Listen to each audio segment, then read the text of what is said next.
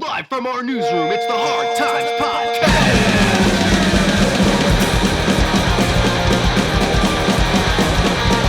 With Bill Conway and Matt Sankum. Every time I've been in a conversation where two vegetarians or two vegans were talking about some restaurant that they really liked, it meant I was about to get in the car and drive for an hour and a half.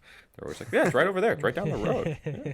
No, we actually got food poisoning from Veggie Grill once when we were out in Here we go. Huntington Beach. We're going to clip this part of the podcast and we're going to throw Let's it right clip at it. them. So we were, it was, I want to say it was beginning of 2016 possibly. We were out recording with Steve Evitts around Huntington Beach in California, and we went to Veggie Grill one night. It was four of us. It was me, Eric, Kyle, and Dave. And, we all ate, very merry, even had some dessert, had a nice little cookie. And next morning I woke up at 8 and just feeling nauseous as ever. And I'm really glad it didn't spill out both ends while I was hunched over the toilet. But I'm waiting for that to happen at one point in my life. But yeah, I was just... Wait, you want a both ender? Like you're in... I feel like I'm due for it. Just karmic retribution, it's got to happen to me at some point. I've done something terrible, I feel. You just have that anxiety sometimes. Here we go. Now the podcast. What did you do, Dan? Let it out. I don't know. I drink too much coffee and smoke too much God weed damn it, sometimes. you know. That's not how you start an apology. You know what you did. But no, let me get my notes app out. But the white notes app. I just want to start off by saying no. Yeah. But no, I was just hunched over, and then I look over, and then Eric, Real Friends guitar player, is waiting at the door of the bathroom. No, not rubbing my back. No, because he had food poisoning too, and I'm just oh shit, dude. I'm almost done here. If you need to use the restroom, he's like, no, I've been going at it since 6 a.m. Damn. I just need to use that toilet when you're done, to throw up. And I was like, shit. And we were out for the entire day. I remember I had to go grocery shopping that day too because I was just out of food, and I was like the idea that your Uber. entire life is chunked together by these milestones of different grocery shopping trips that you. I love grocery shopping. It's just but I'm sitting there in the front of this Uber hunched over, and the dude's like, "What's up? Are you okay?" And I'm just like, "Everything hurts. I had food poisoning, and I just feel so dehydrated." And then then we started somehow talking about smoking cigarettes. So then the entire ride to this grocery store, we were just chain smoking then. So I don't know how that made me feel better in the slightest, but Do you become super close with this Uber driver? Yeah, we just Guy didn't even smoke before, but you got him started. Dude. Just Yeah. such a passionate. Dude, my favorite Uber drive of all time was I was with my friend Ryan, who did some videos for us, but is now the face of the alt-right, whatever. Let's skip over that part. Let's skip over that part. Okay. Do you need to write a statement now? I refuse to. Okay, so we're in this Uber, and this guy he's driving us around, and somehow comes up that Ryan's a stand-up comic. And the Uber guy goes he gets kind of excited. He goes, "Oh, you guys going to a show? I'm a funny guy. Let me tell you some stuff." And then he starts being he's like, "Dude, I have a crazy life. I got to tell you some of these stories. You guys work off of stories, right?" And he's like, "Yeah, I was like a bouncer at a strip club. And dude, I fucked all the girls, every stripper. I fucked all of them, bro." And Ryan looked at me and was like snickering to himself, but then he started leaning in and getting the guy excited and be like, "Yeah, man, you really give it to him?" And the guy's like, "I gave it to him." And Ryan's like, "Yeah, you fucked for a long time though, don't you?" And he's like, "I fucked forever, bro. I had a mattress in the back, and I would just one by one, I would fuck all these girls." Wait, what car is he driving around? He's got a fucking mattress, just and how is nobody getting into this Uber, or not an Uber, but just seeing this car, Yeah. Dude, how are they not freaking out? He was saying he had a mattress in the back of the strip club. Oh, in the back of the I thought you meant in the back of the car.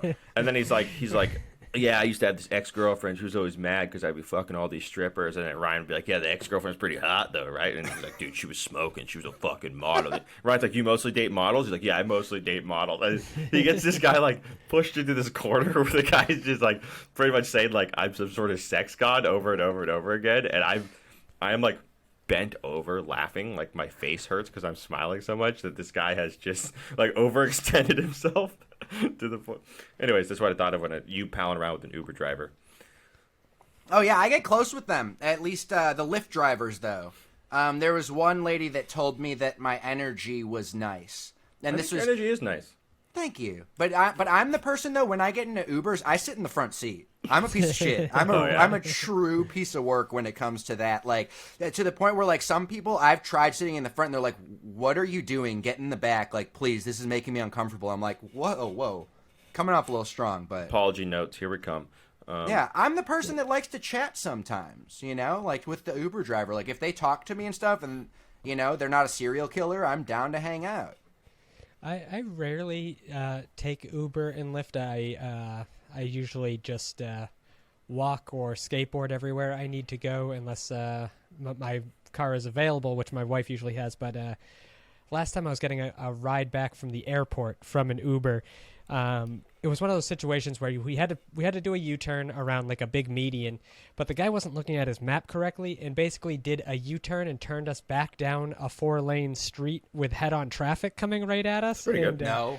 I was like in the back of his minivan just like laughing like, oh, fuck yes, here we go. But he was able to panically get off to the side, and it was just like, you still gonna give me 5 stars? Like, sure, man, whatever. Kill the next person. Audacity. At Like- Punk... Go ahead, Dan. No. Just that's it. I'm just flabbergasted. At Punk Rock Bowling, Selena and I, my girlfriend, we had the funniest, worst Uber driver of all time.